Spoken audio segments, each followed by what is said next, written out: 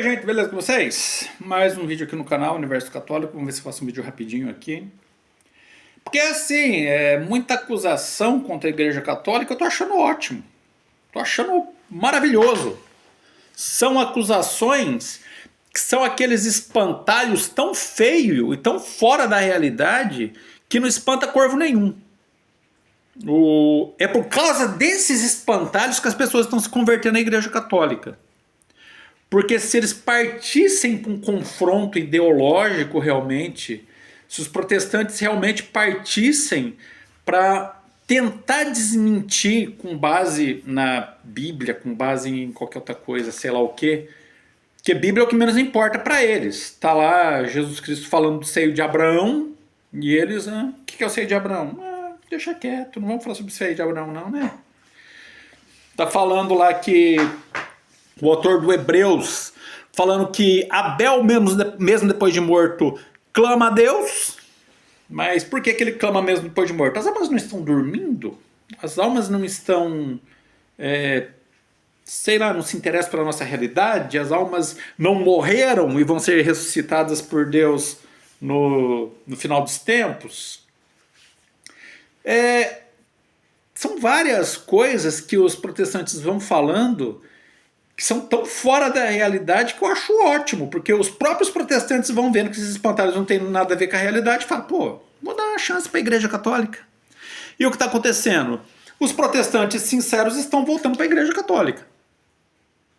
Ou eu estou ficando errado? Será que tem algum protestante que estava lá na Igreja Universal do Reino de Deus, batista, assembleiano, ou qualquer coisa do tipo, e fumava, bebia, batia na esposa, se prostituía, era, sei lá, qualquer coisa aí, e veio para a Igreja Católica e mudou de vida?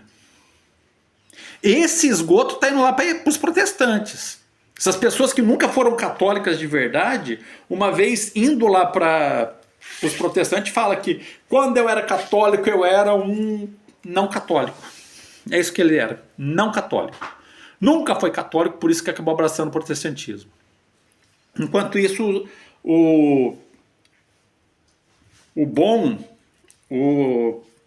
a mais fina nata da nata do protestantismo, os mais inteligentes, os mais cultos, os mais estudados, estão vindo para a Igreja Católica. E justamente ao perceberem que os espantalhos que criaram da Igreja Católica não correspondem com a verdade.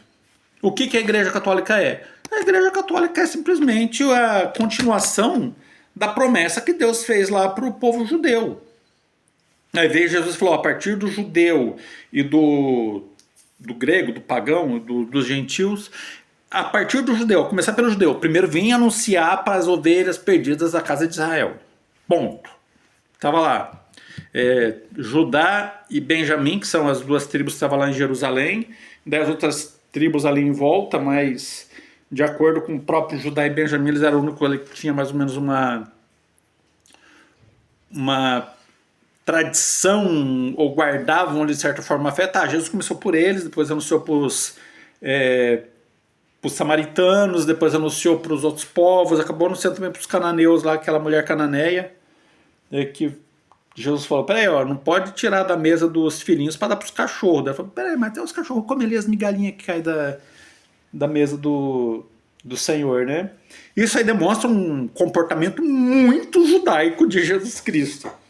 Ele estava sendo, quando chamou a cananeia de cadela, estava sendo muito judeu. Então, mas só que nós simplesmente guardamos essa, não digo uma tradição humana, mas a tradição dos apóstolos que não foi passada para a Bíblia. Então, é essa quebra de paradigma que a igreja representa. Nós acreditamos na Bíblia, com certeza, mas tem muita coisa que aconteceu e que os apóstolos ensinaram para quem? Para São João Crisóstomo, São João Crisóstomo não, que era um pouquinho mais para o século IV, né? Final do século III, começo do século IV.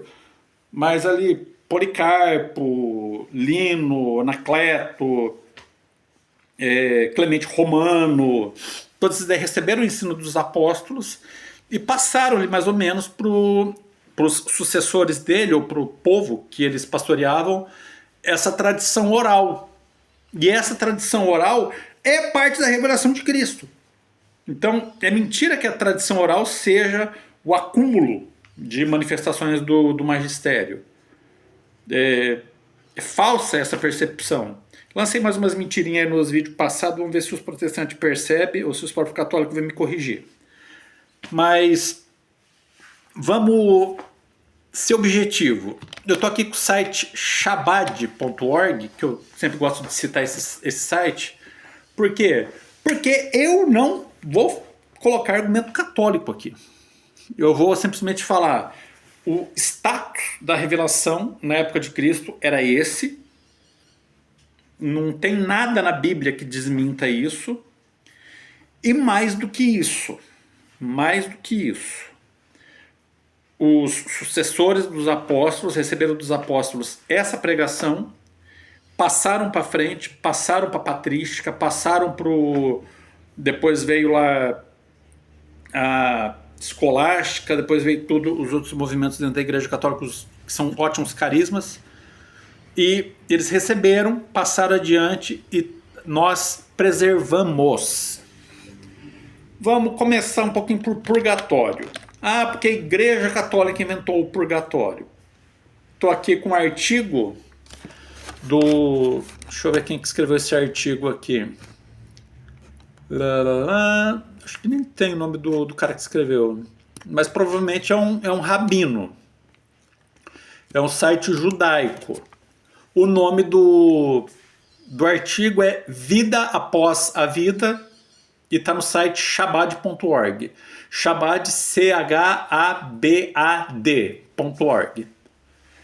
Procura lá, Vida Após a Vida, site Chabad.org. A alma precisa passar por uma série de purificações para poder entrar no Gan Eden, conhecido como paraíso. Muitos chamam essa fase de inferno ou purgatório. Mas o judaísmo acredita que o inferno não é uma punição, mas um sofrimento espiritual, um processo de refinamento pelo qual a alma precisa passar para se purificar dos pecados cometidos e elevar-se nos diferentes reinos espirituais. Só então a alma vai para o Gan Eden, onde estuda os segredos mais profundos da Torá e é envolvida pela presença divina. Eu vou falar o quê? Ah, porque isso é tradição católica que os judeus abraçaram. Fala isso para um judeu que ele vai cuspir no chão e pisar em cima. Falar isso da influência católica. Eles vão cuspir no chão e pisar em cima. Vão sentir nojo de você falar uma coisa dessa para eles. Para qualquer pessoa que acredita em um Deus justo e amoroso, a existência de uma sobrevida faz sentido lógico. É possível que este mundo seja apenas um parque de diversões sem maiores consequências? Não. Outra coisa aqui. Recompensa e castigo. Como o judaísmo explica o conceito de paraíso, purgatório e inferno? Gehinnom, traduzido como inferno ou purgatório, é um dos estágios de purificação e expiação para as almas que, ao se despedirem deste mundo, não estão aptas a entrar no paraíso. O judaísmo, à luz do Chassidut, não sei o que é Chassidut, não considera castigo como um objetivo por si. É apenas um meio para purificar a alma, preparando-a para um nível superior. Porém, tudo isso não pode ser chamado verdadeiramente recompensa para as mitzvot, que é o cumprimento das leis judaicas. Talmud afirma: recompensa da mitzvah é a própria mitzvah. Concordo. Ou seja, nada pode recompensar a mitzvah mais do que seu próprio cumprimento. Exatamente isso daí que Paulo pregava também. Ah, mas só que eles não veneram pessoas que já morreram, não veneram objetos, eles não são idólatras, não adoram. Portanto, o judeu é um cidadão, agora aqui no outro artigo, os levitas. É um cidadão habilitado do planeta Terra. Bem, sim, mas não exatamente. Enquanto a abordagem de Rabi Ishmael é considerada a mais bem-sucedida, que é de ler a Torá e trabalhar, do Rabi Shimon ordena um local muito mais notável na consequência judaica, como um dia especial em nosso calendário, devotado à celebração de sua vida e nossa tradicional veneração dos sábios e tzadikim, justos, que devotaram a vida inteira ao estudo e à prece. E também veja que o Talmud fala sobre muitos que conseguirão, com a abordagem de Rabi Ishmael, e falharam como de Rabi Shimon. Isso implica a existência de uns poucos para quem a atitude do Rabi Shimon é não somente um ideal, como também um rumo de vida pragmático. Está falando aqui que a maioria dos judeus tem que ora et labora, tem que meditar o Talmud e trabalhar, enquanto uns poucos são dedicados ao estudo pleno da Torá, do Talmud, do Zohar, todas essas coisas, esses Sefer, e eles merecem veneração. E assim foi desde o início. Em nossas primeiras gerações, como um povo, enquanto ainda no deserto, a nação de Israel estava dividida em duas comunidades. As 12 tribos de Israel, que receberam porção da terra e se tornaram fazendeiros, mercadores políticos, soldados, 2 integrantes da tribo de Levi, que foram consagrados ao serviço de Deus no templo sagrado como levitas e Kohanim. Ponto. É isso. Próximo. Mas eles não pedem intercessão dos santos. Eles têm esse respeito e não tem nada a ver com a adoração dos católicos. Por quê? Porque eles não rezam pedindo a intercessão dos santos.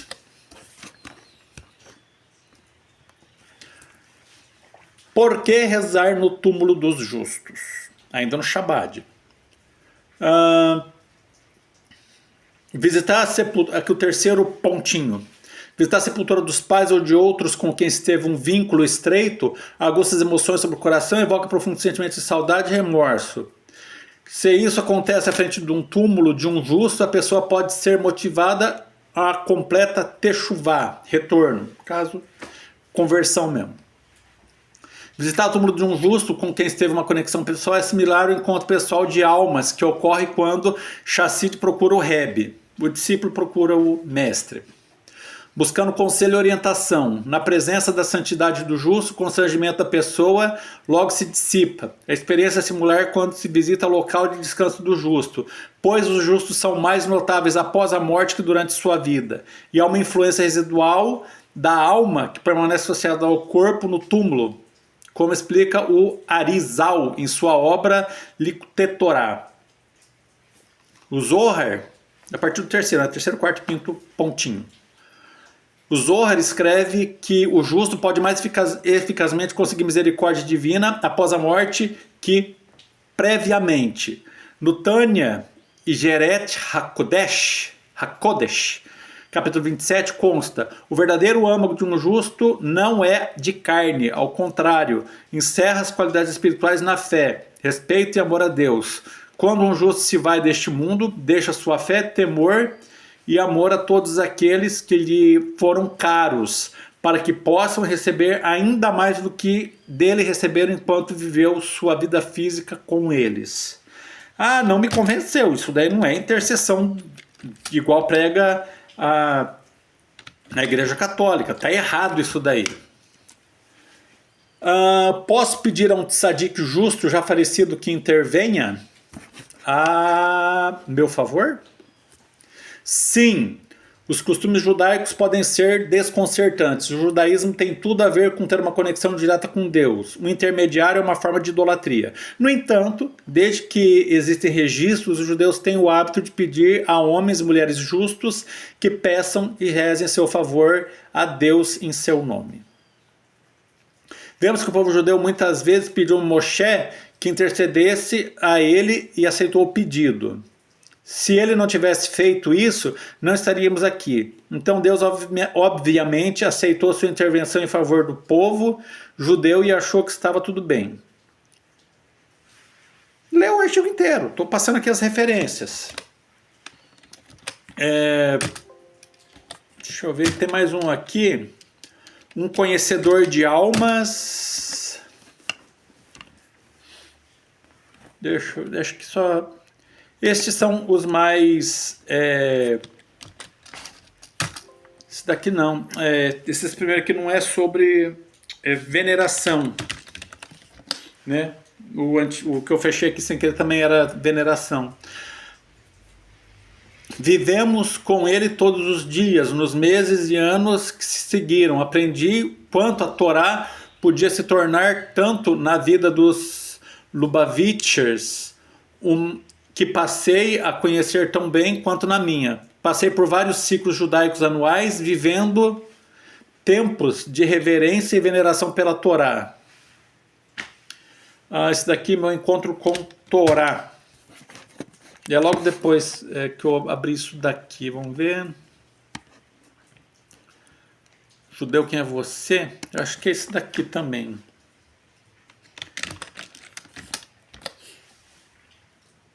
Veneração ao passado. Não, isso aqui não.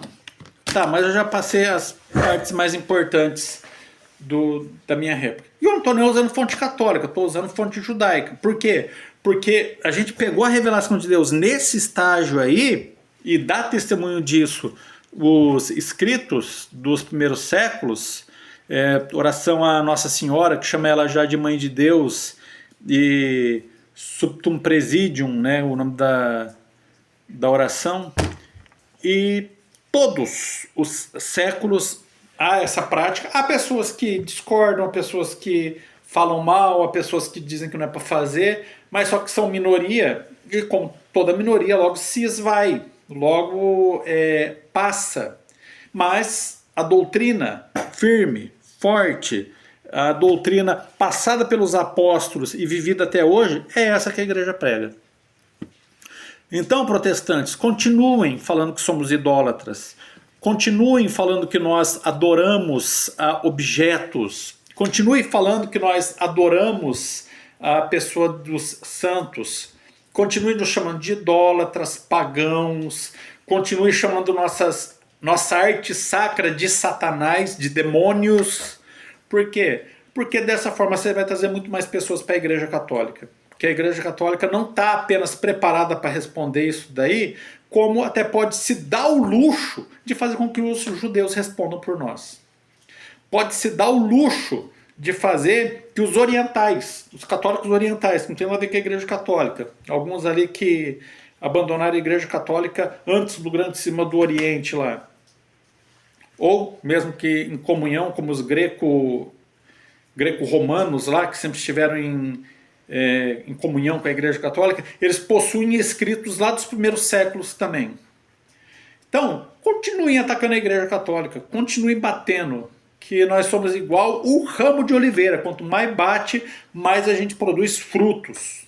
Então, obrigado aos protestantes, em primeiro lugar, por receber nosso lixo, em primeiro lugar, por receber o nosso esgoto.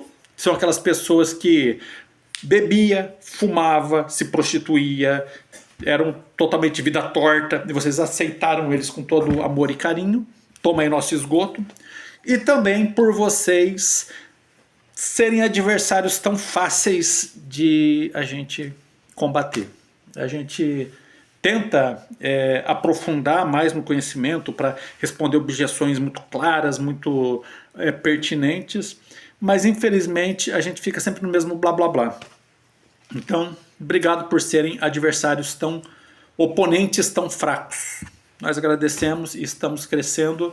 Enquanto isso, você está pegando o esgoto e nós estamos pegando os grandes líderes, os grandes pastores, os grandes teólogos. Todos eles estão voltando para a Igreja Católica.